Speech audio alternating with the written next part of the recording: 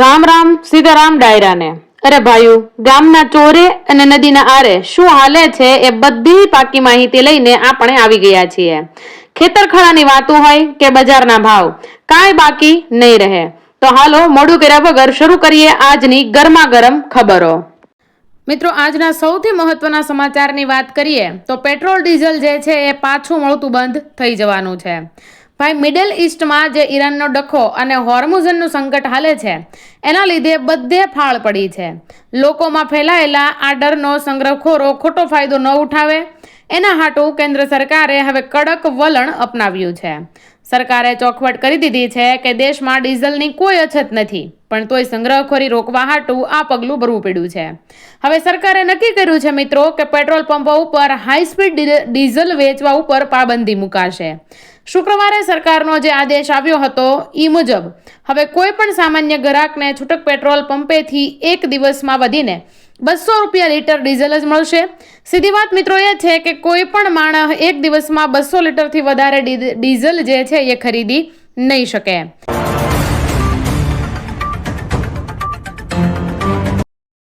ત્યારબાદના સમાચારની વાત કરવામાં આવે તો 90 દિવસ પેટ્રોલ બંધ રહેવાનું છે. મિત્રો, પેટ્રોલ અને ડીઝલને લઈને મોદી સરકાર દ્વારા એક મોટો નિર્ણય લેવામાં આવ્યો છે, જે મધ્ય પૂર્વમાં ચાલી રહેલા તણાવની વચ્ચે લેવાયો છે અને સમગ્ર દેશમાં આવેલા પેટ્રોલ પંપો પરથી ઇન્ડસ્ટ્રીયલ પેટ્રોલ અને ડીઝલની જે મોટા પાયે ખરીદી થતી હતી તેના પર હવે સરકારે પોતાની પકડ વધુ કડક બનાવી દીધી છે. સરકાર દ્વારા જારી કરાયેલા આદેશ મુજબ હવે ઔદ્યોગિક, વાણિજ્યક અને સંસ્થાકીય વપરાશકારો માટે પેટ્રોલ પંપ પરથી પેટ્રોલ અને ડીઝલ ખરીદવા ઉપર પ્રતિબંધ મૂકવામાં આવ્યો છે. આ તમામ વપરાશકર્તાઓને હવે તેમની ઈંધણની જરૂરિયાતો માત્ર જથ્થાબંધ વેચાણ બિંદુઓ એટલે કે બલ્ક સેલ પોઈન્ટ પરથી જ પૂરી કરવા જણાવવામાં આવ્યું છે. પેટ્રોલ પંપ પરથી થતી પેટ્રોલ અને ડીઝલની આ જથ્થાબંધ ખરીદી પર સરકાર દ્વારા લાદવામાં આવેલા પ્રતિબંધો 90 દિવસના સમયગાળા સુધી અમલમાં રહેવાના છે. જોકે જરૂર પડે કોઈ નવા સરકારી આદેશ મારફતે આ સમયગાળાને આગળ લંબાવી પણ શકાય છે. પીટીઆઈના અહેવાલ અનુસાર બજારના ભાવમાં તફાવતને કારણે જથ્થાબંધ વપરાશકર્તાઓ પેટ્રોલ પંપ પરથી જ બળતણની ખરીદી શરૂ કરી દીધી છે. આના પરિણામે કેટલાક વિસ્તારોમાં ડીઝલની માંગમાં અસામાન્ય ઉછાળો જોવા મળ્યો હતો.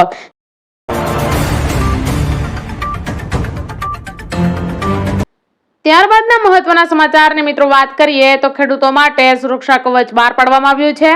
એટલા માટે દિવસ રાત કાળી મજૂરી કરીને પાક તૈયાર કર્યા પછી બજારમાં યોગ્ય કિંમત ન મળવી કે ખરાબ હવામાનનો શિકાર બનવું, આ તમામ બાબત ખેતીમાં સૌથી મોટો તણાવનું કારણ બનતી હોય છે, જેનાથી ખેડૂતોનો બધો જ ખર્ચ માથે પડે છે અને ખેડૂતોને સતાવતા નુકસાન અને અનિશ્ચિતતાના આ જ ભયને નાબૂદ કરવાના હેતુથી સરકાર દ્વારા પ્રધાનમંત્રી અન્નદાતા આય સંરક્ષણ અભિયાન એટલે કે PMAASHA એટલે કે PM આશા નામનું એક અત્યંત મજબૂત કવચ તૈયાર કરવામાં આવ્યું છે.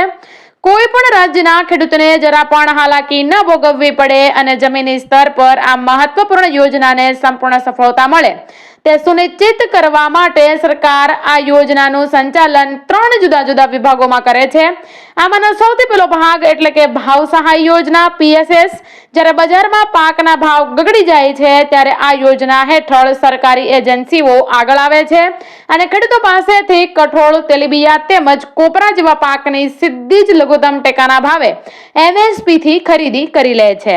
એટલા માટે ખેડૂતો માટે આ 3 યોજના બહાર પાડવામાં આવી છે, કેમ કે ખેડૂતોને આજે ખરાબ હાલતો સામે તેમને લડવાની શક્તિ મળે તેમના માટે આ 3 યોજનાઓ નીચે સરકાર જે છે જે બજારમાં ભાવ ચાલી રહ્યા હોય એ ટેકાના ભાવે ખેડૂતો પાસેથી પોતાના પાકની ખરીદી કરે છે.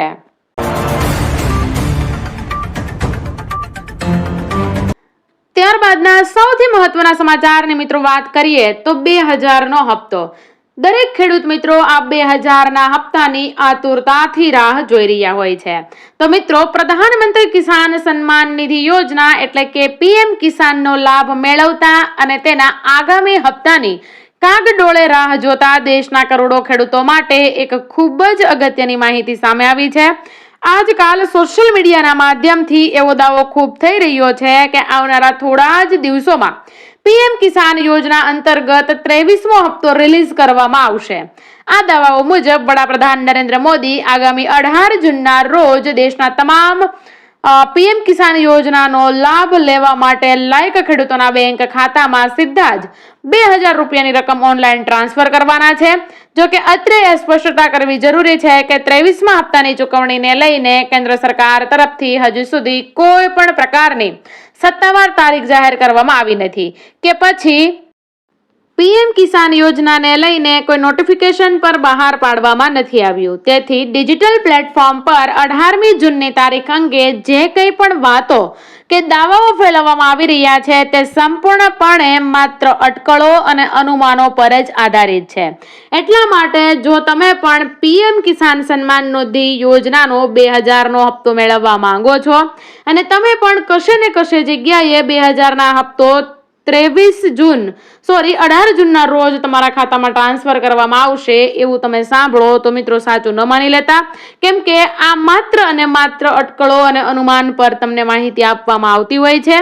એમના લીધેથી આ 2000ના હપ્તા વિશેની જે આ માહિતી છે એને તમે ડિજિટલાઇઝ જ રહેવા દેજો, પરંતુ તમે તેને સાચી ન માની લેતા.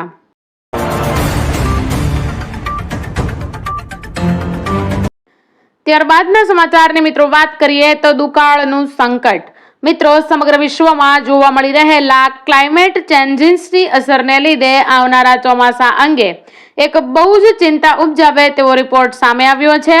યુરોપિયન યુનિયનની જાણીતી હવામાન agency Copernicus climate change service C3S દ્વારા કરવામાં આવેલી નવી આંતરરાષ્ટ્રીય આગાહી પ્રમાણે જુલાઈથી લઈને સપ્ટેમ્બર માસ સુધીમાં ભારતના મધ્ય અને પશ્ચિમી વિસ્તારો પર ભયંકર દુષ્કાળ એટલે કે સૂકાનું જોખમ મંડરાઈ રહ્યું છે. ચાલુ વર્ષે દેશના આ પશ્ચિમ અને મધ્ય વિસ્તારોમાં સરેરાશ કરતા ઘણો જ ઓછો વરસાદ પડવાની શક્યતા છે.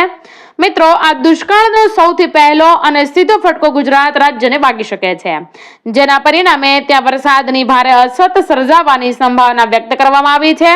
તેની સાથે જ ગોવા અને કોંકણના દરિયાકાંઠાના પ્રદેશોમાં સામાન્ય કરતા આશરે 100 થી 200 મિલીમીટર જેટલો વરસાદ ઘટી શકે છે.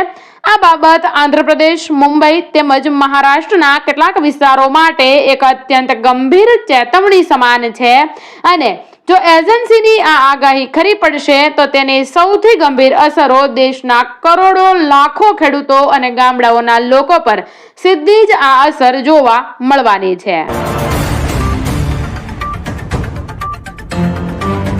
ત્યારબાદના સૌથી મહત્વના સમાચારોની વાત કરીએ તો ટોલ પ્લાઝા નાબૂદ.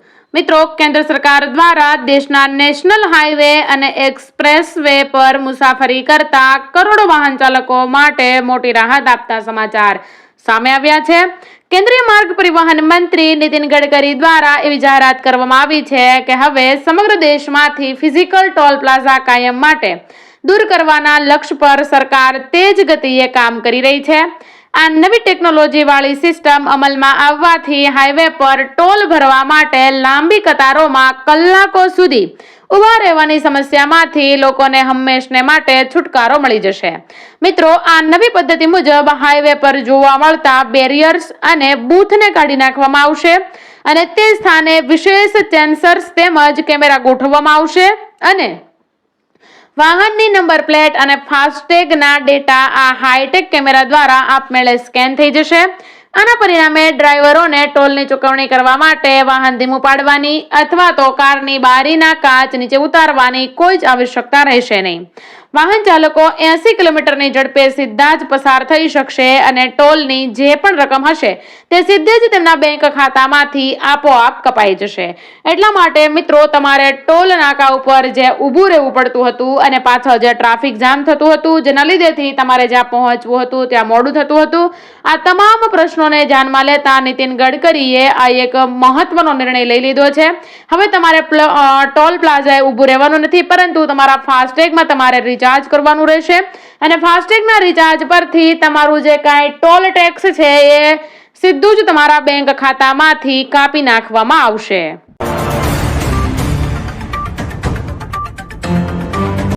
ત્યારબાદના સમાચારની મિત્રો વાત કરીએ તો સોના ચાંદીના ભાવમાં મોટો ઉછાળો. મિત્રો, બજારમાં ભારે કડાકાનો માહોલ જોવા મળી રહ્યો છે. આજે અચાનક જ સોના અને ચાંદીના ભાવમાં મોટો ઉછાળો નોંધાયો છે। મિત્રો, ઉલ્લેખનીય બાબત તો એ છે કે માત્ર એક દિવસ અગાઉ એટલે કે મિત્રો ગયા ગુરુવારે જ મિડલ ઈસ્ટમાં વધેલા તણાવ અને અમેરિકામાં મોંઘવારી વધવાની આશંકાને પગલે સોના ચાંદીના ભાવમાં મોટો ઘટાડો આવ્યો હતો, જેના પરિણામે વૈશ્વિક સ્તર પર સોનાના ભાવ તૂટીને છેલ્લા 6 મહિનાના સૌથી નીચલા સ્તરે પહોંચી ગયા હતા। પરંતુ આજે ટ્રમ્પ દ્વારા ઈરાન સાથેની સમજૂતી અંગે આપવામાં આવેલા નિવેદન બાદ સોના અને ચાંદી બજારમાં ફરી એકવાર તેજી તરફી માહોલ જોવા મળી રહ્યો છે।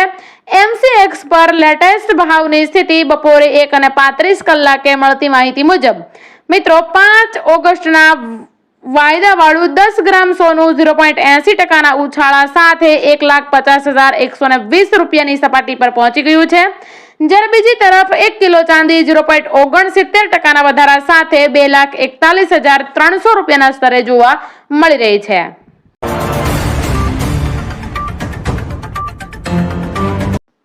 ત્યારબાદના મહત્વના સમાચારની મિત્રો વાત કરીએ તો જૂની ગાડીઓને દંડ થશે।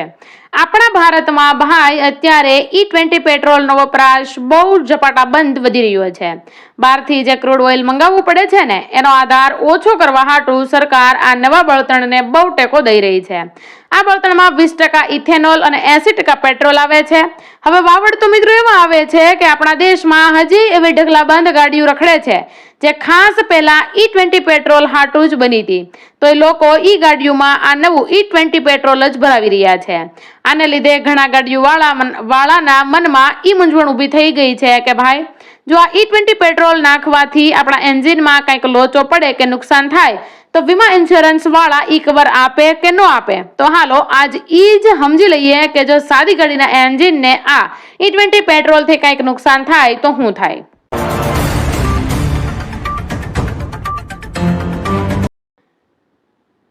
ત્યારબાદના મહત્વના સમાચારની મિત્રો વાત કરીએ તો ભાઈ પેટ્રોલ અને ડીઝલના નવા નિયમોની જો વાત કરી લઈએ તો ભાઈ ઈરાન અને અમેરિકા વચ્ચે જે ડખાન યુદ્ધ હાલી રહ્યા છે એના વાકે એંધાણના ભાવ હબડકાભેર વધી રહ્યા છે અને એક જ મહિનામાં પેટ્રોલ અને ડીઝલના ભાવમાં 4 વાર વધારો ઝીકી દીધો છે, જેના લીધે આપણા જેવા સામાન્ય માણસોના જીવન માથે બહુ માઠી અસર પડી છે।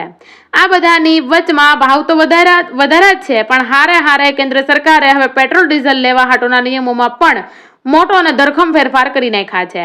સરકારે કાઢેલા નવા નિયમો કંઈક આવા છે કે હવે પેટ્રોલ પંપ વાળા ખાલી તમારી ગાડીની ટાંકીમાં જ કાં તો પેલા પેસો વાળાને મંજૂરી આપવી હોય એવા જ ડબલામાં કન્ટેનરમાં ડીઝલ આપશે, બાકી નહીં। કોઈ પણ એક ગ્રાહક એટલે કે ગ્રાહક કે ગાડીને એક દીમાં 200 લીટરથી વધારે ડીઝલ વાપરવાની છૂટ નહીં મળે।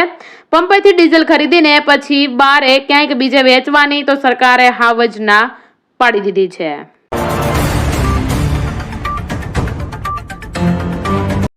તો મિત્રો આવા જ લોક ઉપયોગી અને તાજા સમાચારો મેળવવા માટે આપણી ચેનલ સાથે આજે જોડાઈ જજો। કમેન્ટ બોક્સમાં તમે વિડીયો ક્યાંથી જોઈ રહ્યા છો ખાસ અમને જણાવી દેજો અને કમેન્ટ બોક્સમાં તમે આ વિડીયો જે જિલ્લામાંથી જોવો છો એ પણ મિત્રો અમને જણાવી દેજો, જેથી આવતા વિડીયોમાં અમે તમારા નામ સાથે તમારી કમેન્ટનો ઉલ્લેખ અમારા તમામ દર્શક મિત્રો સાથે કરી શકીએ। મિત્રો વિડીયો ગમે તો વિડીયોને લાઈક કરી દેજો, ચેનલને સબસ્ક્રાઇબ કરી દેજો અને સાથે સાથે તમારા મિત્રો અને પરિવારજનો સાથે અવશ્ય શેર કરી દેજો। જય હિન્દ, જય ભારત।